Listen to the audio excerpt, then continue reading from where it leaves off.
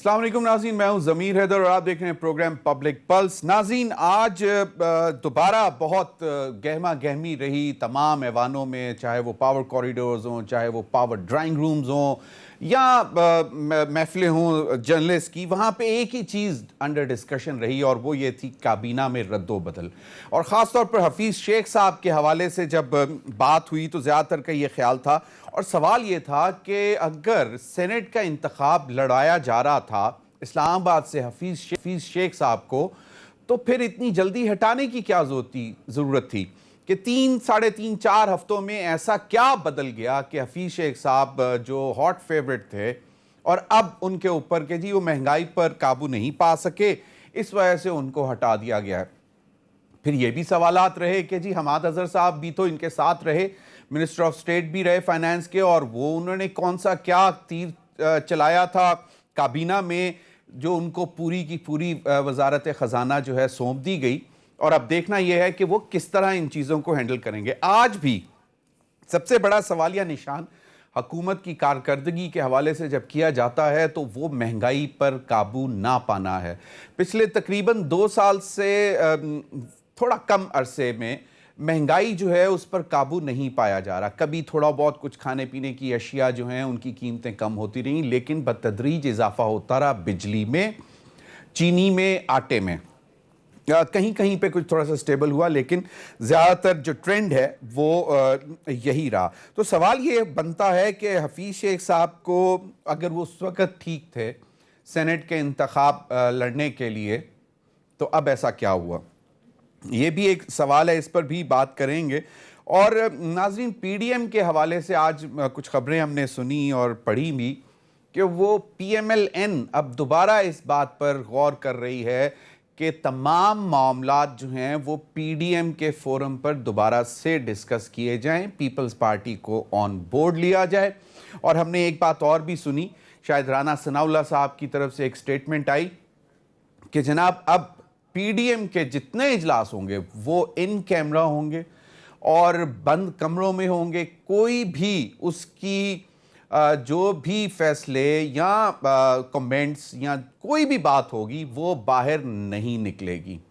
और ये क्योंकि जो आखिरी इजलास हुआ था पीडीएम के सरबराही इजलास, जिसमें आसिफ अली जरदारी साहब भी वीडियो लिंक के ज़रिए मौजूद थे और मियां नवाज शरीफ साहब भी थे, तो उसकी बातें बीच ही में निकलना शुरू हो गई। जो मुकालमा हुआ आसिफ अली जरदारी साहब का मरीम साहिबा के साथ या मियां नवाज शरीफ साहब के साथ, उस हवाले से ख़बरें निकलना शुरू हो गई और उसमें आसिफ अली जरदारी साहब ने बड़े वैलिड क्वेश्चन उठाए थे कि जी 100 बिस्मिल्लाह इस्तीफ़े भी देते हैं और ज़बरदस्त किस्म का लॉन्ग मार्च भी करेंगे और हुकूमत को बिल्कुल उल्टा कर रहेंगे, लेकिन बराए मेहरबानी आप आएँ और हमें आप आकर लीड करें, पाकिस्तान वापस आएं और हम फिर मिलकर इस्तीफे देंगे, लेकिन आप शर्त यह है कि आप पाकिस्तान में मौजूद हों और आप लीड करें। जिस पर फिर मरीम साहिबा का भी रिएक्शन भी आया, आप लोगों ने सबने सुना कि उन्होंने कहा कि कोई भी शख्स मियां नवाज शरीफ साहब को पाकिस्तान बुलाने की जुर्रत नहीं कर सकता, और अगर किसी ने कोई बात करनी भी है मियां नवाज शरीफ साहब से तो वो मेरे जरिए बात करे, मेरे थ्रू। तो वो एक ब्रिज है और उन्होंने कहा कि कोई डायरेक्ट बात नहीं कर सकता मियां नवाज शरीफ साहब से। लेकिन अब दोबारा जो यूसुफ रजा गिलानी साहब के लीडर ऑफ द ऑपोजिशन का बन जाने के बाद जो सूरत हाल बनी, उसके बाद दोबारा पीडीएम के फोरम पे ये मामलात लेकर जाना चाहते हैं कि किसी ना किसी तरह हम अवामी आवाज़ को अब ज़्यादा उठाएं, पार्लिमान में रहकर, पार्लिमान में जो मामलात हैं और ख़ासतौर पर जो स्टेट बैंक ऑफ पाकिस्तान का जो ऑर्डिनेंस है उसको भी बहुत कहा जा रहा है कि ज़ोरदार तरीके से चैलेंज किया जाएगा और उस पर करारदाद भी लाने की बात की जा रही है कि उसको ख़त्म किया जाए। तो ये अब ये है कि पीडीएम कि मौलाना फजलुर रहमान साहब की भी शायद अभी ज़रा तबीयत नासाज है, मरीम साहिबा की भी तबीयत ज़रा नासाज है, लेकिन कहा यह जा रहा है कि कोशिश यही होगी, और पीपल्स पार्टी तो पहले भी कह चुकी है कि बयानात नहीं देने चाहिए, हमें कोशिश ये करनी चाहिए कि पीडीएम के फोरम पर एक दूसरे का मौक़िफ़ समझें और फिर बात आगे लेकर चलें। और पीपल्स पार्टी ने अभी तक जो भी मौक़िफ़ लिया, कम अज़ कम उस पर अगर इत्तफाक नहीं हुआ तो उसका फ़ायदा ही हुआ।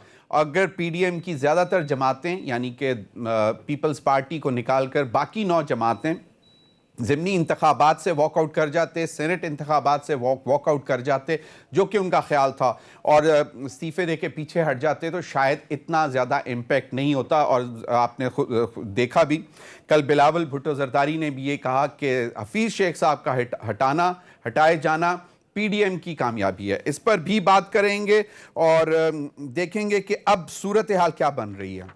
नाज़रीन, कहा यह जा रहा है कि जो काबीना में रद्दोबदल होनी है वो जुमेरात तक मुकम्मल कर ली जाएगी, और जुमेरात को जो काबीना का इजलास होगा उसमें उसको हतमी शक्ल दे दी जाएगी। अभी तक तो बहुत सारी चीज़ें हमारे सामने आ चुकी हुई हैं, जिस तरह हफीज़ शेख साहब तब्दील हो गए, हमाद अज़हर आ गए, फिर शिबली फराज साहब के हवाले से कहा जा रहा है कि शायद उनको पेट्रोलियम दी जाएगी, अगर नहीं तो मिनिस्ट्री ऑफ इंफॉर्मेशन को 2 हिस्सों में तकसीम किया जाएगा, और फर्रुख हबीब साहब को जो है एक सेक्शन दिया जाएगा। पहले फैसल जावेद साहब भी कंटेंडर थे, लेकिन अब शायद वो ज़रा पीछे रह गए हैं। शहरियार आफरीदी और फ़खर इमाम साहब को हटाया जाएगा। फवाद चौधरी साहब की भी वजारत तब्दील किए जाने का इम्कान है, और शेख रशीद साहब की भी कहा जा रहा है कि शायद तब्दीली कुछ मतवक्के है। लेकिन नाज़रीन, हमारे ज़राए ने जो सबसे इम्पॉर्टेंट, जो आज मैं आपसे ख़बर शेयर कर रहा हूँ, ज़राए का ये कहना है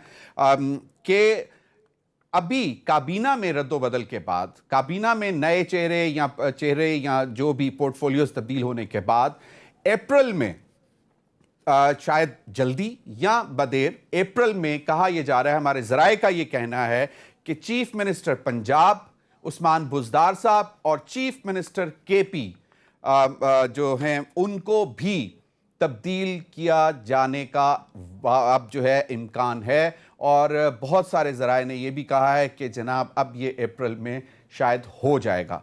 हमने दोबारा कुछ लोगों से बात करने की भी कोशिश की, उन्होंने कहा कि बहुत कवी इम्कान है कि दोनों चीफ मिनिस्टर्स केपी के भी और पंजाब के तब्दील किए जाएंगे, लेकिन शायद ये भी हो सकता है कि बजट के बाद किए जाएं।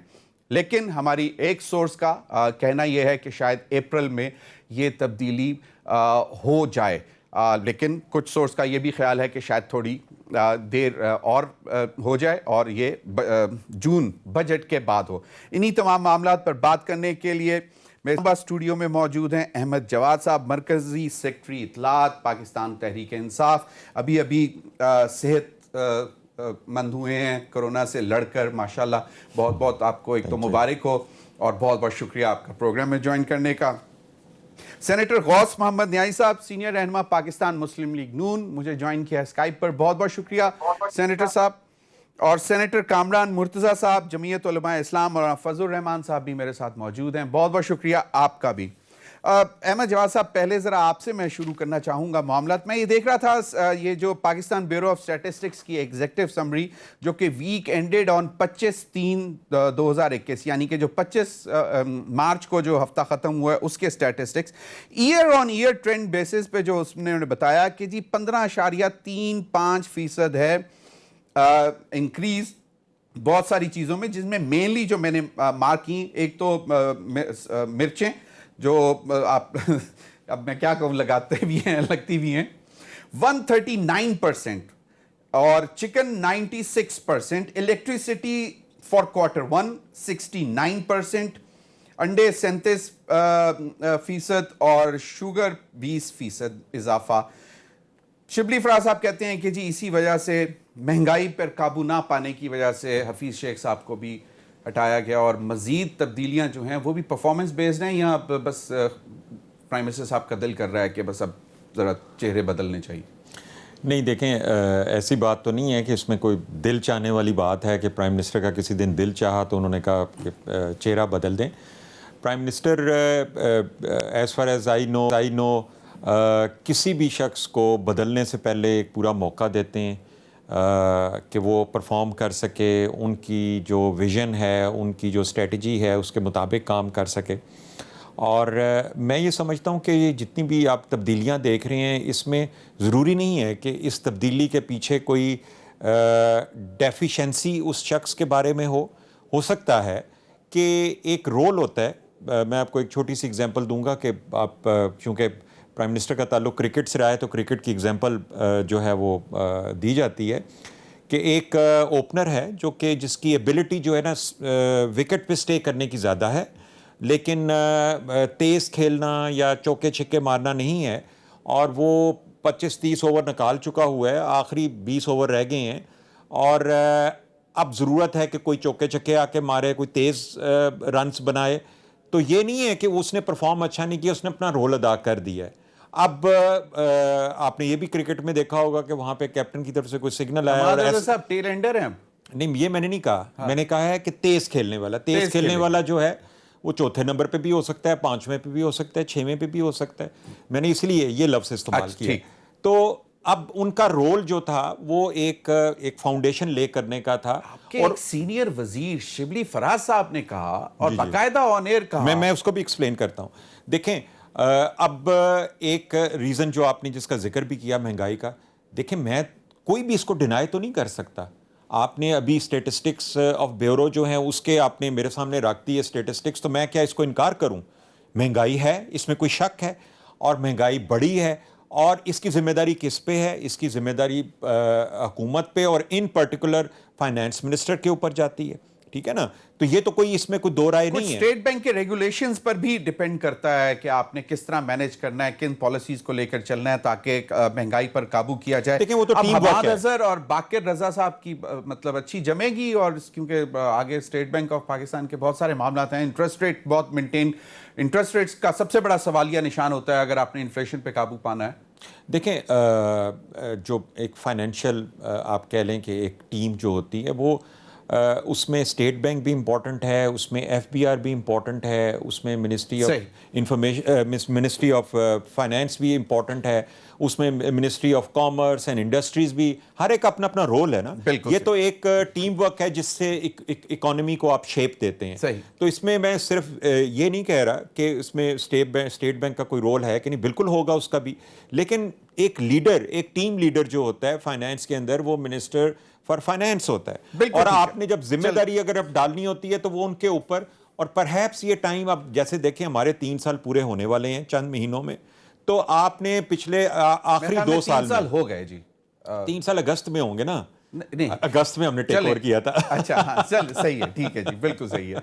मैं वो कामरान मुर्तजा साहब, सेनेटर कामरान मुर्तजा साहब, पहले तो ये जरा काबीना की तब्दीली, महंगाई और गवर्नेंस का इशू, ये देर आए दुरुस्त आयत समझते हैं? देखिए, काबीना में जब तक कैप्टन तब्दील नहीं होगा ना, उस वक्त तक मामला सीधे नहीं होंगे। ये बात हम रिपीटेडली कह रहे हैं, कैप्टन को तब्दील करिए, और वो जो कैप्टन को लेके आए हैं उनसे भी कह रहे हैं कि आपने ये गलत काम किया हुआ है, आप ये कैप्टन जो है ना मजीद जो है ना मसाइल पैदा कर रहा है। आप ज़रा सर थोड़ी सी एक मिसाल ले लीजिए। ये हफीज़ शेख साहब को इलेक्शन लड़वाया जा रहा था सेनेट में, 3 मार्च को इलेक्शन हुए थे। फरवरी के एंड में ये डिसीजन हुआ होगा कि क्योंकि ये इलेक्टेड नहीं थे, और इनको इलेक्टेड करके और उसके बाद ताकि फुल मिनिस्टर बना के और उसके बाद जो है ना मामला को आगे उनकी मिनिस्ट्री में चलाया जा सके। यानी फरवरी तक ये बहुत अच्छे आदमी थे, और इतने अच्छे आदमी थे कि इनको इलेक्ट करवा के सेनेट से तो इनको मिनिस्टर बनाना था, और ताकि इस बात पे तनकीद ख़त्म हो जाए कि जी गैर मुंतखब लोग जो है ना वो मामला को चलाते हैं। तो फरवरी के आखिर के बाद अब तक कितना टाइम गुजरा? अभी सिर्फ मार्च का आखिर आया है। मार्च के आखिर में ये बहुत बुरे हो गए अचानक 1 महीने के अंदर। तो जिस कैप्टन का विज़न ये होगा कि फरवरी में जो है ना 1 महीने के अंदर अंदर जो है ना वो एक शख्स के बारे में अपनी राय तब्दील कर दे, उस कैप्टन के बारे में आपकी राय क्या है, या कौम की राय क्या है, या उनको लाने वालों की राय क्या है? तो जब तक इस बारे में, कैप्टन के बारे में कोई राय कायम नहीं की जाएगी, और उस कैप्टन के बारे में राय कायम करके उसकी जो सपोर्ट की जाती है उसको ख़त्म नहीं किया जाएगा, उस वक्त तक इस मुल्क के मामला सीधे होने की नहीं है। आप देखिएगा, ये रमज़ान आ रहा है, रमज़ान में लोगों की चीखें निकल जाएंगी, और ये किस लिए चीखें निकलेंगी? 3 साल गुजार चुके हुए हैं। आप मैक्सिमम जो है ना, अगर किसी को कोई आइडियल फ़र्ज़ कर लेते हैं ना कि आइडियल टाइम उसको पूरा करना है, 5 साल गुजारना है, तो ऑलमोस्ट 3 साल गुजर चुके हैं। भले कह लें कि जी अगस्त में आएंगे हमारे, तो या उसके बाद भी आएंगे, मगर इनके पास तो 200 जो है ना, वो 200 माहिरीन की टीम थी, जिसमें से 2 रन आउट हो गए, बाकी भी जल्दी रन आउट होना शुरू हो जाएंगे। अहमद जवाद साहब का ख्याल है कि हमाद अजहर बड़ी फास्ट इनिंग्स खेलेंगे तो वो हो सकता है रमजान से पहले महंगाई का जिन जो है वो बोतल में वापस बंद कर दें? 6 महीने भी लग सकते हैं। बोतल में वापस अब किसी से भी बंद नहीं होगा, बोतल में किसी से बंद नहीं होगा। और इस मामले को जितने ख़राब हो चुके हैं, इसको ठीक करने के लिए आगे आपको 10 साल कम से कम चाहिए होंगे। सही। और वो भी जो है ना, वो कमिटेड लोगों के 10 साल चाहिए। कमिटेड लोगों के 10 साल चाहिए। गौस मोहम्मद नियाज़ी साहब, सेनेटर साहब, आप कैसे देख रहे हैं? मतलब ये तो कह रहे हैं कि अब मतलब बड़े फास्ट जो हैं वो प्लेयर्स लेके आ गए हैं पिच पे।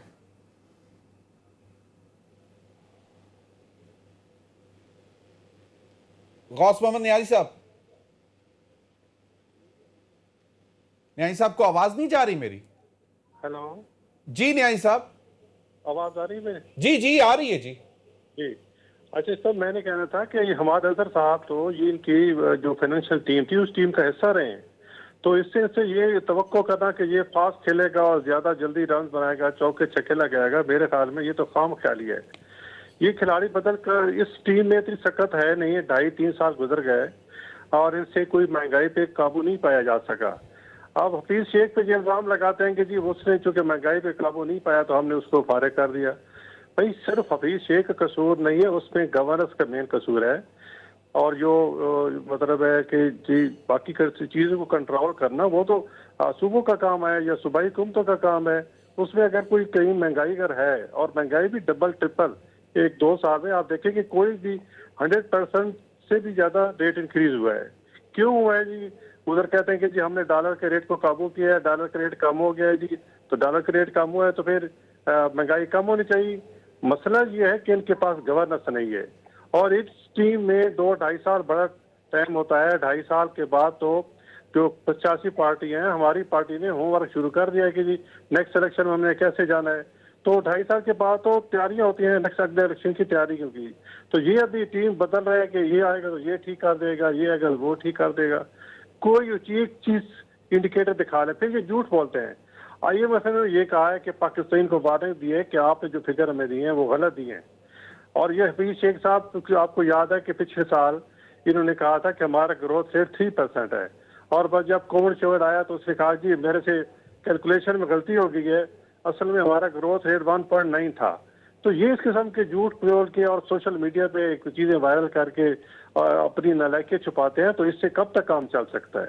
अवाम को तो हकीकत चाहिए, अवाम को तो 2 वक्त की रोटी चाहिए, उनको आटा चाहिए, चीनी चाहिए, बहुत सस्ता चाहिए, उनको ये चीजें चाहिए। बिल्कुल न्याय साहब, एक जरा क्विक कमेंट कर दें, मुझे ब्रेक की तरफ जाना है कि आपका क्या ख्याल है कि ये जो तब्दीलियां हैं, जिस तरह आपने कहा कि इलेक्शन की तैयारी जब कर रही होती है कोई भी हुकूमत, तो फिर वो जरा बड़े फास्ट प्लेयर्स लेके आती है, तो आपको ये लगता है कि क्या ये कोई आप लोगों के प्रेशर की वजह से कोई अर्ली इलेक्शन की तरफ जाने के खौफ से ये तब्दीलियां लेके आ रहे हैं? कुछ यंगस्टर्स हो सकता है, अभी जिस तरह मैंने कहा, जराए का कहना है कि शायद अप्रैल में CM पंजाब और CM KP भी तब्दील कर दिए जाएं। जी तब्दीली तो आ सकती है और तब्दीली के लिए ग्राउंड भी हमवार है, लेकिन तब्दीली इनकी तब्दीलियों से चाहे इनकी जो टीम है उस पर कोई फर्क नहीं पड़ेगा, आवाम के मसाइल हल नहीं होंगे। सिर्फ ये कि वक्ती तौर पे आवाम को भरोसा हो जाएगा कि जी ये अब नया बंदा है तो शायद हमारे हालात जो है वो अच्छे हो जाएं, उसको तब्दील कर दे तो शायद हालात अच्छे हो जाएं। लेकिन इससे जो जिस टीम की कमी है, तो इस टीम से हमने क्या तवक्को रखनी है? आवाम जो सिर्फ आवाम को हौसला जिस तरह देना। बिल्कुल कामरान मुर्तजा साहब ने कहा कि सवालात जो हैं वो कैप्टन पर उठते हैं, इस पर मजीद बात करेंगे। नाज़रीन, एक ब्रेक का हमारे साथ रहिए।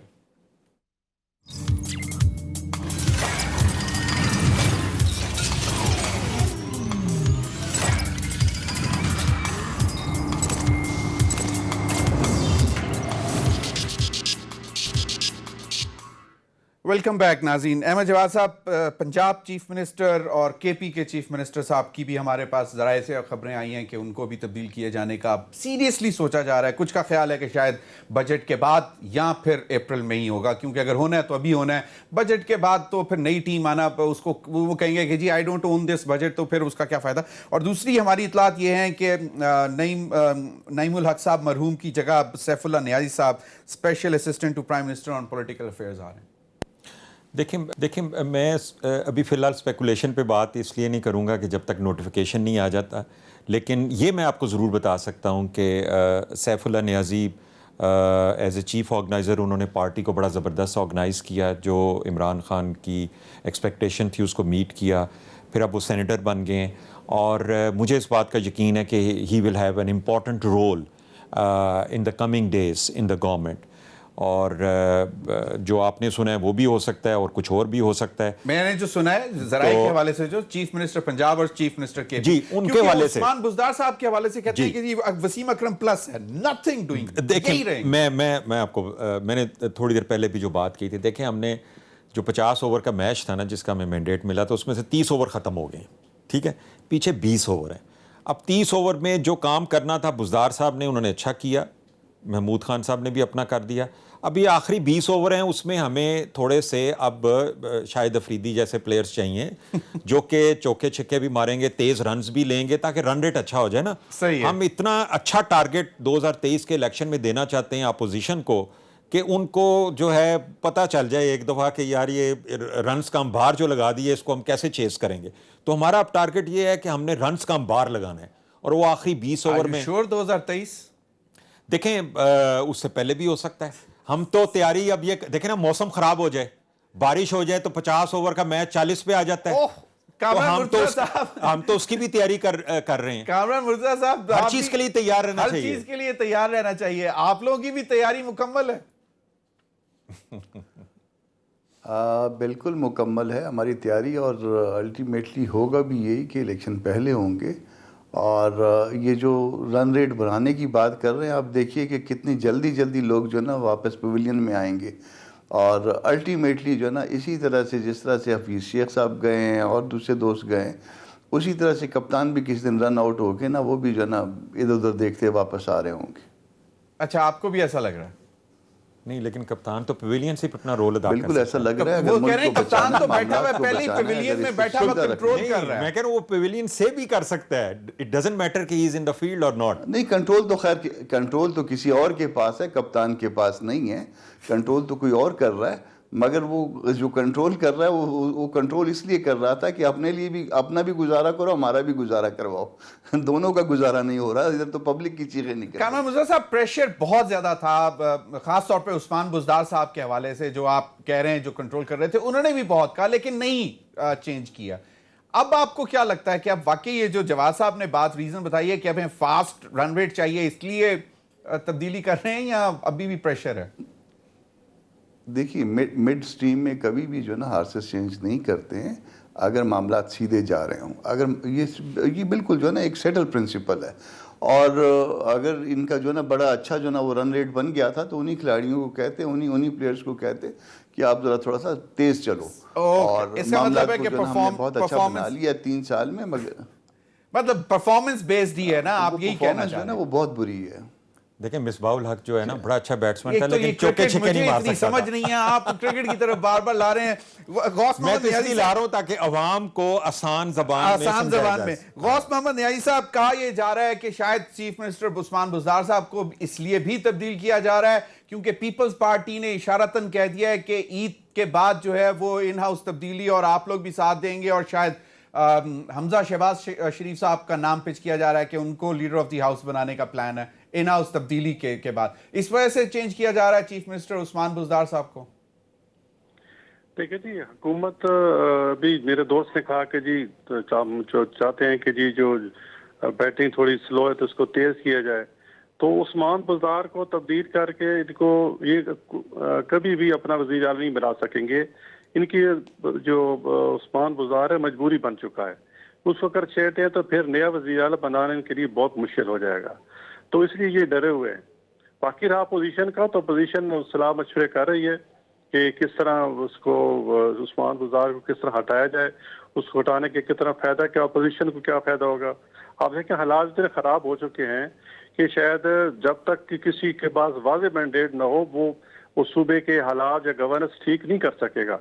तो ये भी हम चीज़ सामने रख रहे हैं कि ऐसे हम मिसएडवेंचर ना हो जाए। जी, तो उसमें ताकि लोग तो कहेंगे जी ये है, इससे भी कुछ नहीं बना।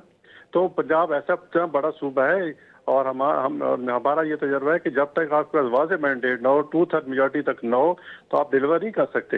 अगर शहबाज शरीफ साहब ने गवर्नेंस की है पंजाब में अच्छी की है, तो उसमें उनकी अपनी काबिलियत है, ये फैक्टर है। और ये भी था कि उनके पास पंजाब असेंबली में काफी मेजॉरिटी थी, जिससे उसने बहुत अच्छे स्टेप्स लिए और फिर मतलब एक तकड़े स्टेप्स लिए, गवर्नेंस को ठीक किया। तो पीपल्स पार्टी क्यों सोच रही है कि पीएमएलएन को इस तरफ आना चाहिए, सोचना चाहिए, गौर करना चाहिए? परवेज लाई साहब का नाम भी उन्होंने दिया था, उस पर उन्होंने परवेज लाई साहब ने खुद कह दिया कि नहीं भाई, आप पहले हमजा शहबाज शरीफ से आपको टेस्ट करें क्योंकि वो लीडर ऑफ द ऑपोजिशन। असल में पीपल्स पार्टी ये चाहती है कि जो भी लड़ाई झगड़ा हो ऐवान के अंदर हो, वो नहीं चाहती कि लॉन्ग मार्च और इस्तीफों के खिलाफ है। हमारा जो बाकी अपोजिशन का ये ख्याल है करिए हमें लॉन्ग मार्च और इस्तीफे करके हुकूमत प्रेशर बिल्डअप किए जाए ताकि हुकूमत फारिग हो और नया इलेक्शन हो और नए मैंडेट के साथ हुकूमत है ताकि वो अच्छी तरह डिलीवर कर सके। इस तरह दूसरी रंगड़ी तब्दीली से कोई फायदा नहीं होगा, अवाम को नहीं होगा, ना गवर्नेंस बेहतर होगी, ना अवाम के मसाइल हल होंगे। बिल्कुल, अभी ब्रेक के बाद इस बात का नाज़रीन जायजा लेने की कोशिश करेंगे कि क्या वाकई पीडीएम का शिराजा बिखर रहा है या इसको फिर समेटा जाएगा और एक प्लेटफॉर्म पे दोबारा 10 की 10 जमातें मौजूद होंगी। ब्रेक के बाद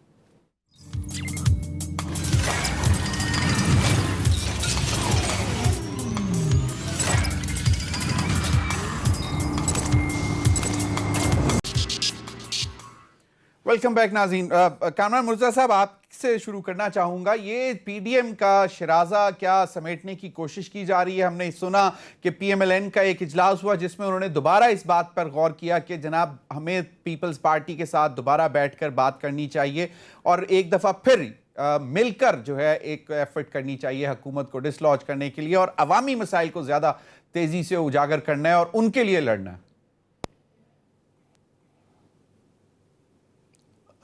मुझे इस बात का पता नहीं है कि नून लीग का कोई ऐसा इजलास हुआ, मगर हमारा अपना इजलास हो रहा है 6 तारीख को इसी मामले में, बल्कि बहुत सारे मामलात में हमने अपना इजलास तलब किया हुआ है और उसमें हम भी इस बात पे गौर करेंगे। मेरे ख्याल 5 तारीख को पीपल्स पार्टी का भी इजलास है और इसी तरह से अगर नून का हो गया है और हमारा भी हो जाएगा, बाकी दोस्त भी शायद अपनी अपनी पार्टियों में बैठे हैं, उसके बाद फिर इकट्ठे मिल के बैठेंगे।